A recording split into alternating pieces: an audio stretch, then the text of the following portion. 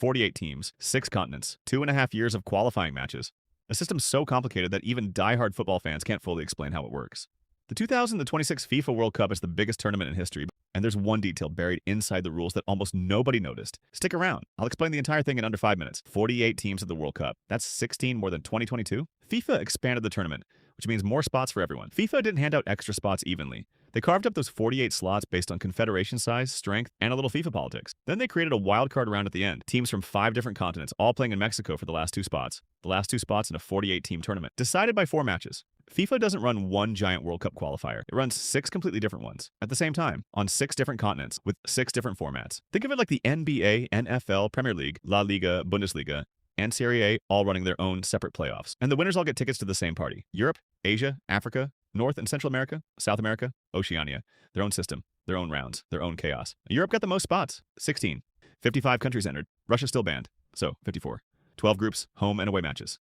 The 12 group winners qualify automatically. But then there were 12 runners-up, plus 4 bonus teams from the Nations League. So Europe had 16 qualifying spots, but dragged 40-something teams along for the ride first. 10 teams, 1 table. Everyone plays everyone, home and away. Best 6 go to the World Cup. 7th goes to a playoff. Well, except Ecuador, who got docked 3 points before a ball was kicked because of a fake passport scandal from the previous cycle. The top 6, Argentina, Brazil, Colombia, Ecuador, Paraguay, Uruguay, qualified directly. Bolivia finished 7th. They went to the Intercontinental Playoff. Bolivia lost, by the way. Asia had 46 teams enter. They needed 5 rounds to sort it out. 5 rounds. Not 2, not 3. 5. First round. 20 of the lowest-ranked teams played 2-legged knockout ties. Half went home. Those 10 survivors joined the other 26 in 9 groups of 4. Winners and runners-up advanced. Iraq came through that entire gauntlet. 21 matches. 28 months. And they still had to go to the Intercontinental Playoff. They won it, though. We'll get there. Africa had 54 nations enter. After one team withdrew over fears their players might seek political asylum abroad, 53 were left. 9 groups. Group winners qualified directly. 9 automatic spots. But there's a round 2. The 4 best runners-up got a final playoff bracket. 2 semifinals, 1 final. 1 team came through. DR Congo. Not a direct spot. The Intercontinental Playoff. 3 of CONCACAF's spots were taken before qualifying even started. Canada, Mexico, and the United States, as co-hosts,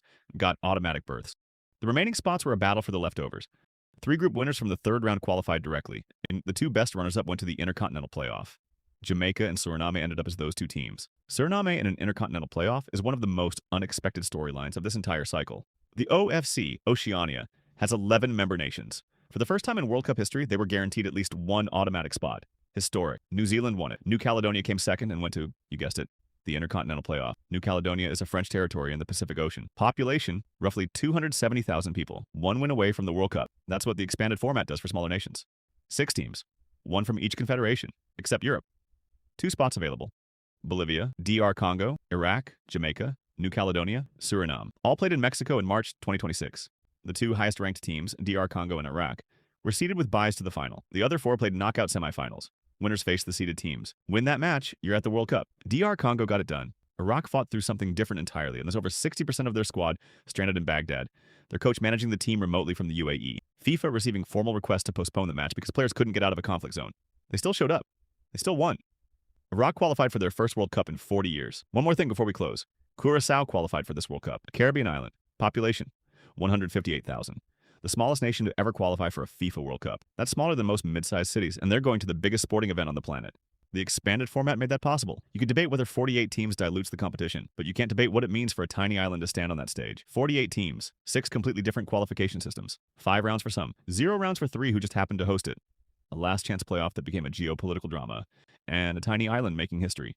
The 2026 FIFA World Cup qualification wasn't just a road to a tournament. It was 48 different stories colliding at the same finish line. The most complicated qualification system in football history produced some of its most extraordinary stories. And here's the question. If the format keeps expanding, if 48 becomes 64, which nations get to write those stories next? If you want more breakdowns like this, subscribe.